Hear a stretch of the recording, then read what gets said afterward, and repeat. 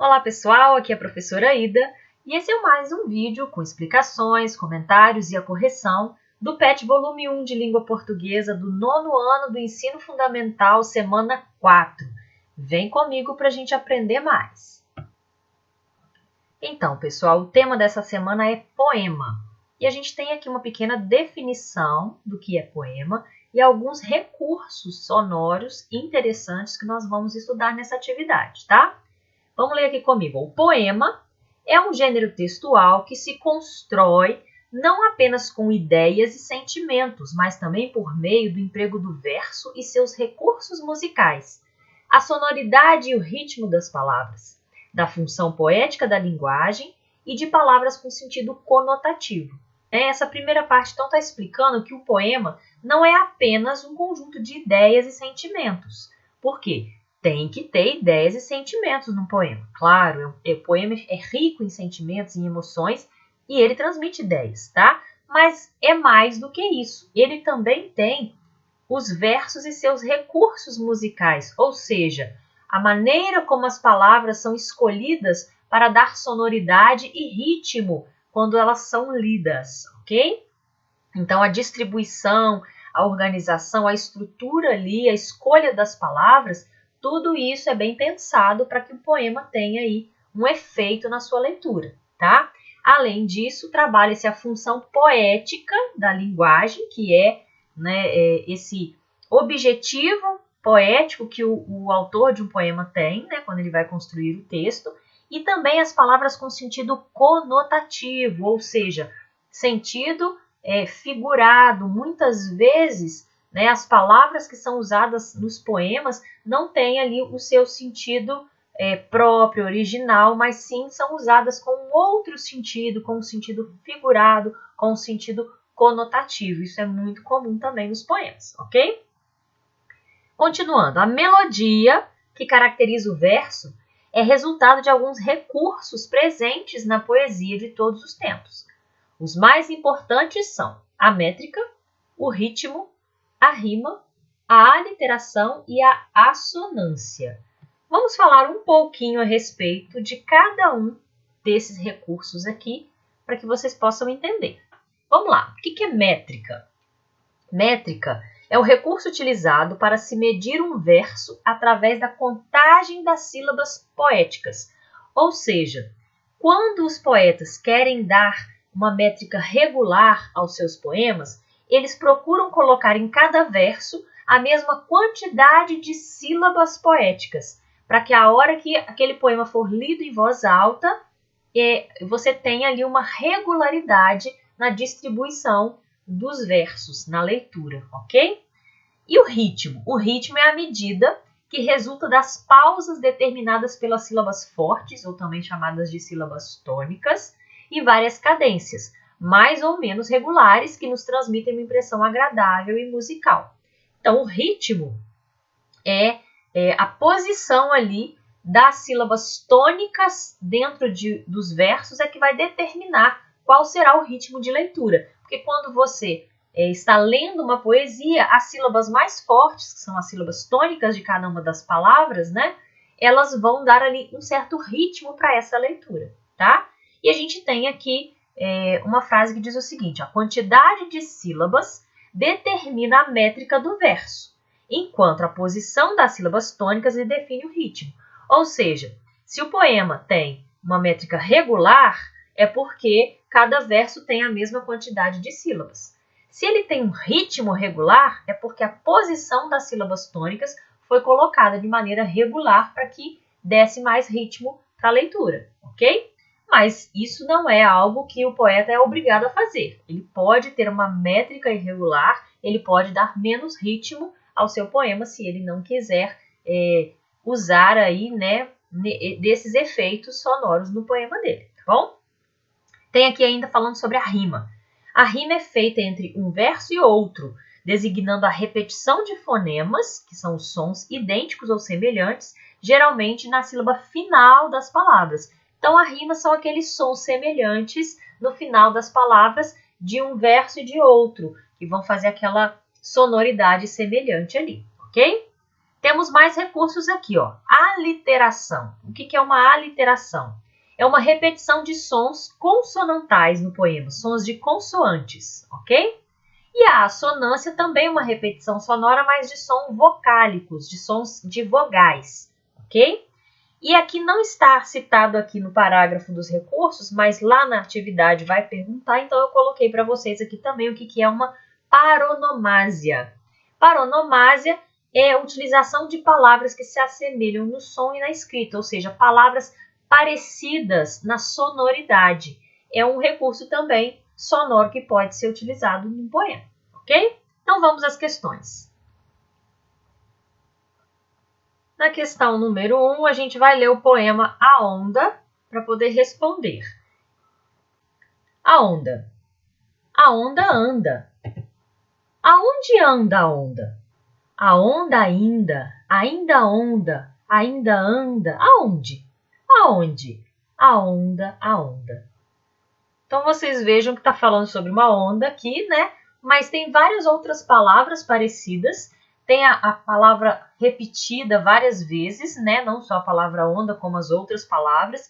E isso gera aí uma sonoridade para essa poesia, tá bom? Vamos à questão número 1. O poema de Manuel Bandeira tematiza o movimento da onda. E todo ele, como forma, busca reforçar o conteúdo pelo emprego de recursos visuais e musicais. Que relação mantém o ritmo do poema com o movimento da onda? Então, está falando aqui que o poema fala sobre o movimento da onda. E ele está, através dos recursos sonoros, fazendo uma referência também a esse movimento. Então, existe aqui uma relação entre o conteúdo, a ideia passada pelo poema e a sonoridade e também o formato desse poema escrito no papel. Vocês podem reparar que também, né, a forma como as palavras foram distribuídas também imita aqui o movimento da onda, tá? Então, qual é a relação do ritmo do poema com o movimento da onda? A oscilação entre uma sílaba tônica e uma sílaba átona dão ao poema um ritmo que remete ao movimento de sobe e desce ou de vai e vem de uma onda. O que é sílaba tônica e sílaba átona? Sílabas fortes e fracas das palavras. Tem sempre uma sílaba fraca, uma forte, uma fraca, uma forte, uma fraca, uma forte. E aí fica aquela oscilação. Ó. Aonde anda a onda, a onda ainda anda. Tá vendo? Então são oscilações que são feitas pela mudança de uma sílaba tônica para uma átona e também a gente vai ver que tem a assonância que também vai contribuir, né? Esse som do A e do on, aqui também vão contribuir para esse movimento, né? Essa sonoridade. Isso está no número 2. Destaque do poema, exemplos de aliteração, que é repetição de sons de consoantes, assonância, que é a repetição de sons de vogais, e paronomásia, que são palavras com sonoridade semelhante. Então, a aliteração, a gente tem a repetição da consoante D, é a consoante que se repete, porque tem tanto na palavra onda, quanto anda, quanto ainda, né? E aonde também. E a assonância, a repetição dos sons on e a. Tem onda, né? Aonde, anda, a onda, né? São várias palavras que têm esses dois sons aí. E paronomásia a gente tem palavras parecidas. Onda, anda, onde, ainda. São palavras que sonoramente elas são semelhantes, ok? No número 3, pergunta aqui a palavra que serve de base para as variações sonoras. É a palavra onda, que é o tema do poema, né? As outras palavras são variações dela, né, e vão servir aí para esses recursos sonoros. 4 diz, há a seguir alguns versos de poemas. Crie livremente um ou mais versos, completando-os. Tente manter o ritmo presente no verso inicial, se possível, e procure completar cada verso com uma ideia inesperada. Então, o que você tem aqui são versos de poemas. Eu marquei as sílabas tônicas dos versos. Essas sílabas que eu marquei são as sílabas mais fortes de cada uma das palavras dos versos. Por que eu marquei? Porque o exercício está pedindo para a gente criar pelo menos mais um verso, ou se você quiser mais de um verso, que combine com o ritmo do verso que está escrito aqui. Então, você vai pegar o primeiro verso, ó, a noite não adormece, e vai criar um ou mais versos, como se eles estivessem ali continuando, né, esse poema, só que você vai tentar manter o ritmo. Como que a gente faz para manter o ritmo?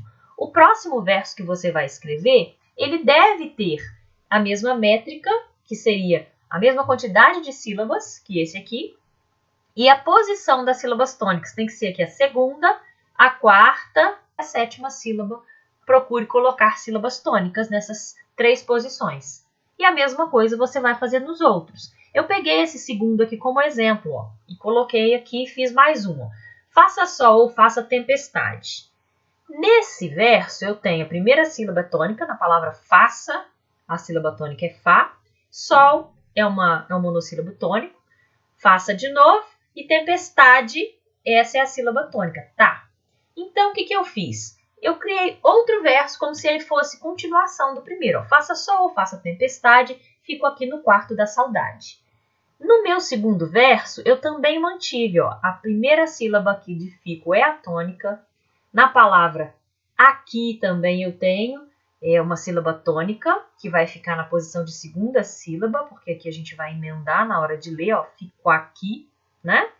E depois eu tenho mais uma sílaba tônica e a posição delas vai ser ó, a primeira, a terceira, a quinta e a nona, não é isso? Primeira, terceira, quinta e a nona. Novamente, tá vendo? Primeira, terceira, quinta e nona. Então, eu reparei que no verso lá de cima eu tinha essas posições para a sílaba tônica. O próximo verso que eu for criar também vai fazer essa mesma regularidade na posição das sílabas tônicas. Então, procure fazer isso.